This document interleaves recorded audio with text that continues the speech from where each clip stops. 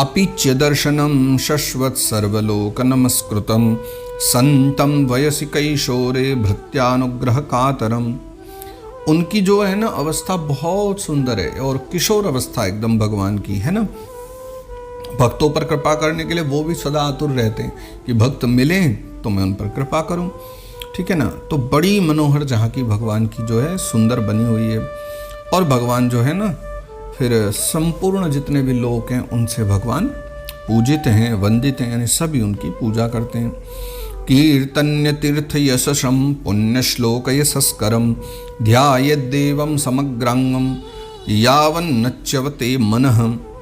उनका पवित्र यश जो है ना वो बहुत कीर्तनीय है, यानी उनकी जितनी भी कथाएं हैं, कीर्तन्य तीर्थ यशसम, जो भी यश हैं उनकी कथाएं हैं, सुयश हैं, वो सब के सब जो हैं बहुत कीर्तनीय यानी गाने योग्य।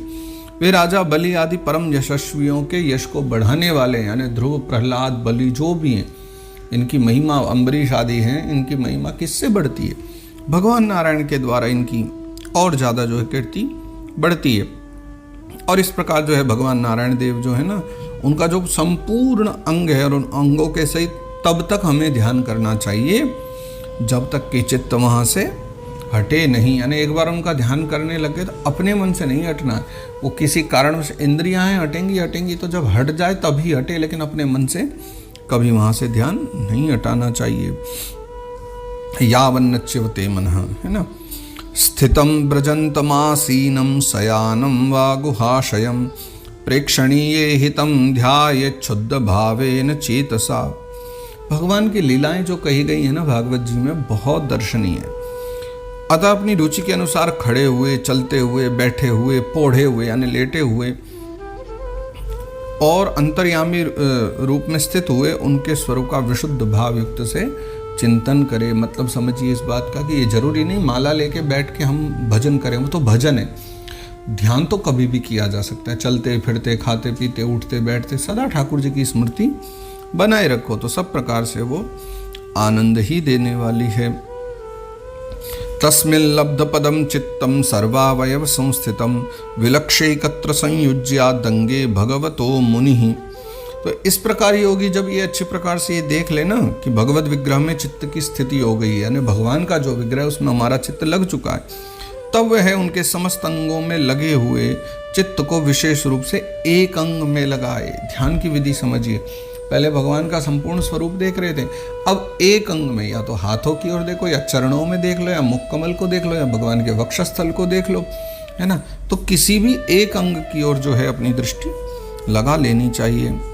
संचिन्तयेत् भगवतश्चरणारविन्दं वज्रांकुशध्वज सरोरुहलांछनाढ्यम् उत्तुंगरक्तविलसन्नखचक्रवालज्योत्स्नाभिराहतमहृदयान्धकारम्। भगवान के चरण कमलों का ध्यान करना चाहिए।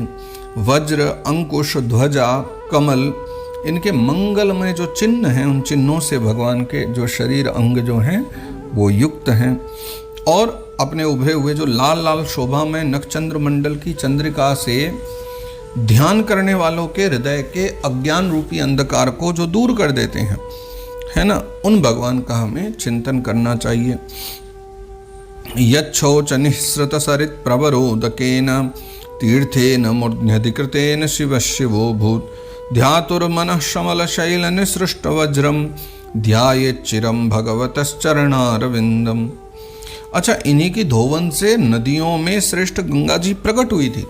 मतलब ब्रह्मा जी ने भगवान के चरण धोए, वही जल गंगा माना गया, वही गंगा बन गया। तो नदियों में श्रेष्ठ गंगा प्रकट हुई, जिनके पवित्र जल को अपने मस्तक पर धारण करने के कारण स्वयं महादेव जी जो हैं मंगल रूप जो पहले से ही थे वो और भी मंगलमय हो गए हैं। तो ये अपना ध्यान करने वालों के पाप रूप पर्वतों पर छोड़े हुए इंद्र के वज्र के समान हैं। मतलब जैसे इंद्र ने पर्वतों के पंख काट दिए थे, ठीक उसी प्रकार जो है भगवान अपने भक्तों के पाप बड़ी सहजता से काट देते हैं। तो भगवान के इन चरण कमलों का जो है चिरकाल तक चिंतन करना चाहिए। जानुद्वयं जलजलोचनया जनन्या लक्ष्म्याखिलस्य सुरवन्दितया विधातुः ऊर्वोर्निधाय करपल्लवरोचषायत् संलालितं हृदय विभोर भवस्य कुर्यात्।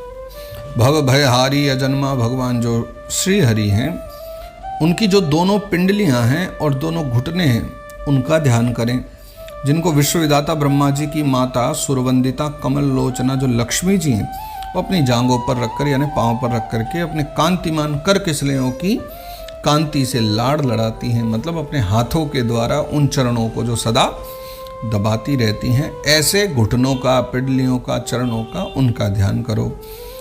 ऊरो सुपर्ण भुजयोरधिशोभमाना वोजो निधि अतसिका कुसुमावभासौ व्यालंबि पीतवरवाससि वर्तमान कांची कलाप परिरंभिनितंब बिंबम। भगवान के जो जंघाएं हैं, पाँव हैं, उनका ध्यान करो। जो अलसी के फूल आते हैं ना, उनके समान नील वर्ण और बल की निधि हैं भगवान की जांघें, तथा गरुड़ जी की पीठ पर शोभायमान है। भगवान के नितंब बिंब का ध्यान करें, जो एड़ी तक जो है लटके हुए और पीतांबर से ढका हुआ है, और उस पीतांबर के ऊपर पहनी हुई सुवर्ण में जो करधनी है ना, करधनी की लड़ियों को वो जो आलिंगन कर रहा है, ऐसे अंगों का ध्यान करें। नाभिहृदं भुवन कोशगुहोदरस्थं यत्रात्मयोनिधिषणाखिललोकपद्मं व्यूढ़ं हरिन्मणिवृषस्तनयोरमुष्य ध्यायेद्वयं विशदहारमयूखगौरम्।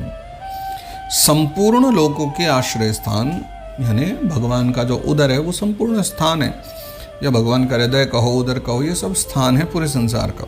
तो सारे लोकों के आश्रय स्थान भगवान के उदर देश में स्थित जो नाभि सरोवर है यानी भगवान की नाभि, उसका ध्यान करना चाहिए, क्योंकि इसी में से ब्रह्मा जी का प्रादुर्भाव हुआ है ना। यत्रात्मयो निधिषणा अखिल लोक पद्मम, जहाँ खुद ब्रह्मा जी का जो है ना आधारभूत सर्वलोक में कमल प्रकट हुआ। ये नहीं कहेंगे ब्रह्मा जी प्रकट हुए, पर ये कह सकते हो कि ब्रह्मा जी का भी जो आधारभूत है कमल, वो कमल प्रकट हुआ है, फिर कमल से ब्रह्मा जी प्रकट हुए, है ना। फिर प्रभु के श्रेष्ठ जो मरकत मणि सदृश दोनों स्तन हैं, उनका हमें दर्शन करना चाहिए, चिंतन करना चाहिए। जो वक्षस्थल पर पड़े हुए शुभ्र हारों की किरणों से गौर वर्ण जान पड़ते हैं, यानी इतने सुंदर भगवान ने हार भी पहने, उनसे भी बहुत ज़्यादा शोभा बढ़ रही है।